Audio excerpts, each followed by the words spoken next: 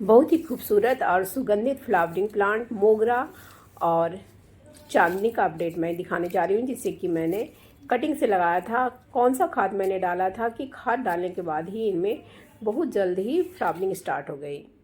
Hello friends, welcome back to my YouTube channel Sinha garden and blogs. तो friends, कैसे आप सभी लोग? आई होप कि आप सभी लोग ठीक ही होंगे। तो ये देखिए, ये है मोगरा, जिसे मैंने कटिंग से लगाए थे बारिश के मौसम में, और बहुत ज़्यादा दिन नहीं हुए लेकिन इनमें ब्लूमिंग स्टार्ट हो गई है और एक छोटा सा पॉट में लगा हुआ है। मात्र ये 6 इंच का पॉट है, इसी में मैंने इसके कटिंग्स को लगाए थे और इसी में मैंने इसे छोड़ दिया और ब्लूमिंग भी होने लग गई। बहुत ही खूबसूरत फ्लावरिंग प्लांट है ये मोगरा, जिसको कि मैं सिर्फ एक छोटे से कटिंग से लगाई थी। मोगरा और चांदनी दोनों को मैंने एक साथ कटिंग से लगाए थे, मतलब अलग अलग पॉट में लगाए थे और बारिश के मौसम में मैंने लगाए थे और दोनों में फ्लावरिंग स्टार्ट हो गई है। और ये देखिए, ये है चांदनी और इसे भी मैंने ऐसे ही लगा दिया था छोटे ही पॉट में, और उसके बाद मैंने इसको ऐसे ही छोड़ भी दिया, लेकिन इनमें भी ब्लूमिंग स्टार्ट हो गई है। ये देखिए, ये प्लांट है जब मैंने इनमें कोई खाद नहीं डाला था तब की है ये। और ये देखिए, इस तरह से ये लगा हुआ था। थोड़ी सी मिट्टी में मैंने इसको लगा दिया था। पहले तो मैंने सोचा कि इसकी रिपोर्टिंग कर दूंगी, इसलिए मैं इसमें खाद वगैरह थोड़ा देर से डाली। लगभग 1 महीने हुए होंगे इसमें खाद वगैरह डाले हुए। 9-10 मार्च के आसपास मैंने इसमें खाद वगैरह डाले कि अब इसकी रिपोर्टिंग नहीं करूँगी, इसी में खाद डाल देती हूँ। क्योंकि मुझे सोचते सोचते और बहुत सारे गार्डनिंग वर्क्स होते हैं फरवरी मार्च के महीने में, तो लेट हो गई। और लेट हो जाने के बाद मैंने फिर सोचा कि अब अगर रिपोर्टिंग करूँगी तो फिर जो फ्लावर्स खिलने वाले होंगे भी तो वो देर से खिलेंगे। तो मैंने इसी में खाद वगैरह डाल दिया। खाद में मैंने क्या क्या डाले हैं चलिए मैं दिखाती हूँ। और खाद में मैं डालने जा रही हूँ, ये देखिए, ये सिर्फ किचन वेस्ट कंपोस्ट है और थोड़ी सी इसमें राइस हस्क मैंने मिला दी है। धीरे धीरे ये भी डिकम्पोज हो गया है राइस हस्क, और हल्की सी मिट्टी है इसमें और कुछ नहीं, बस ज़्यादा किचन वेस्ट कंपोस्ट ही है ये सारा। और कुछ देखिए मोटे पार्ट भी रह गए हैं, तो कोई बात नहीं, मैंने इसको ऐसे ही छोड़ भी दिया है। तो इसकी हल्की गुड़ाई कर लेते हैं पहले। ये देखिए, इस तरह से गुड़ाई कर लेते हैं। बहुत ही कम मिट्टी में लगी हुई है इसमें, तो पहले गुड़ाई कर लेते। तो ये देखिए, अब इसमें ये खाद डालेंगे जो हमने बनाए हैं, तो ज़्यादा से ज़्यादा मात्रा में इसमें किचन वेस्ट कंपोस्ट ही है। ये जो मोटा पार्ट है इसको नीचे ऐसे डाल देते हैं, कोई दिक्कत नहीं है। इसको ऐसे मतलब जैसे हम चाहते तो इसको छोटा छोटा कर सकते थे, तो इसमें मैंने नहीं किया। ऐसे मोटा वाला जो पार्ट है कुछ डालने के बाद ये जो थोड़ी ऐसे पतली वाली है, महीन वाली, इसे डाल लेते हैं। ऐसे पूरा पॉट भर देते हैं। देखिए, तो आधा इसमें मिट्टी था, अब आधा हमने इसमें सिर्फ खाद से भर दिया। देखिए, रिपोर्टिंग भी चाहे तो कर सकते थे, लेकिन अब रिपोर्टिंग नहीं करते हैं। इस तरह से खाद हमने दे दिए। और एक चीज़ और इसमें मैं डालने जा रही हूँ, इसमें सरसों खली का लिक्विड फर्टिलाइज़र है। ये सरसों खली का फर्टिलाइज़र मैंने बनाया है, बहुत ही काफ़ी पुराना हो चुका है, वो भी मैं इसमें डालने जा रही हूँ ताकि जल्द से जल्द इनमें फ्लावरिंग हो।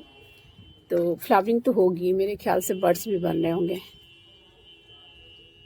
तो जल्दी हो जाएगी। अब इसमें डालते हैं,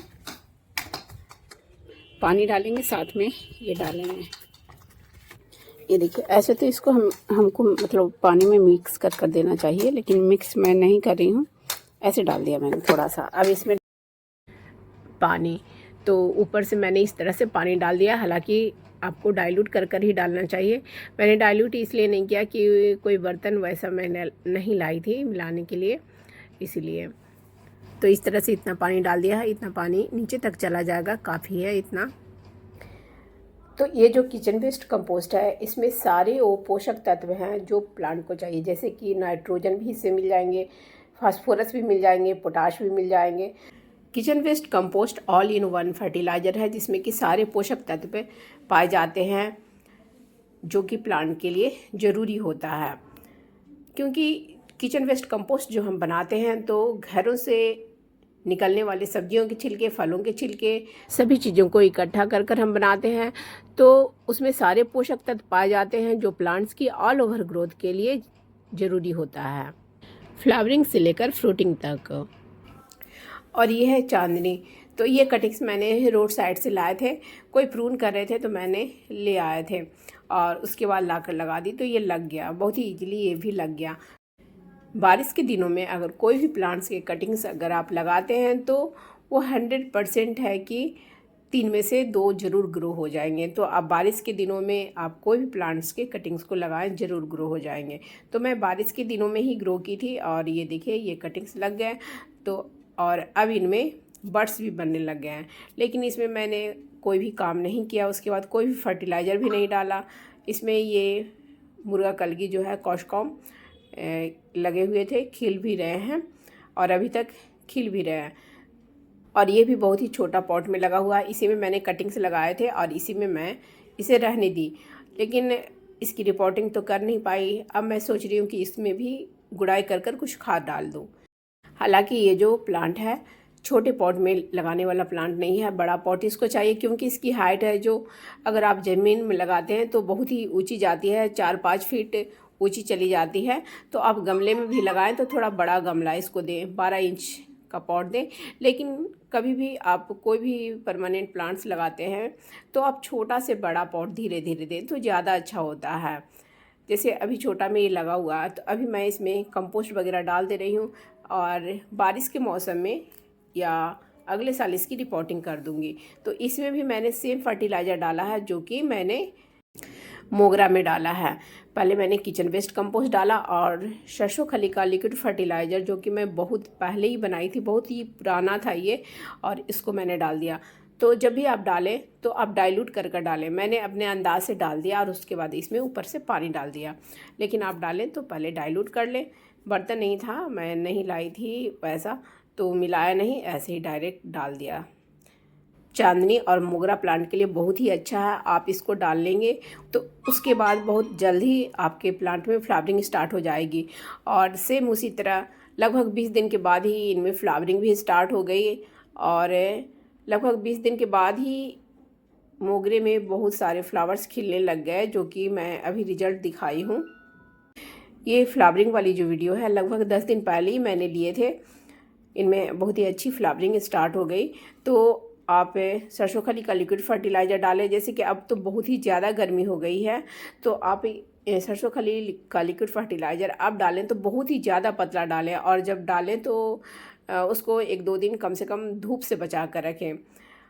और जैसे कि मार्च के महीने में अगर आप डाले हो तो ऐसे कोई भी प्रिकॉशंस बरतने की ज़रूरत नहीं होती है, क्योंकि सरसों खली का लिक्विड फर्टिलाइज़र जो है वो चांदनी और ये मोगरे के लिए बहुत ही अच्छा फर्टिलाइज़र है, आपके प्लांट में जल्द से जल्द फ्लावरिंग ला देगी।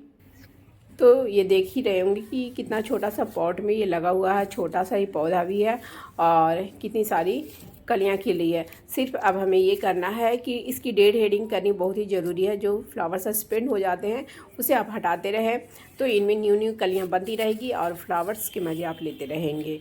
उसी तरह चांदनी में भी आप केयर करें तो फ्लावर से भरा रहेगा।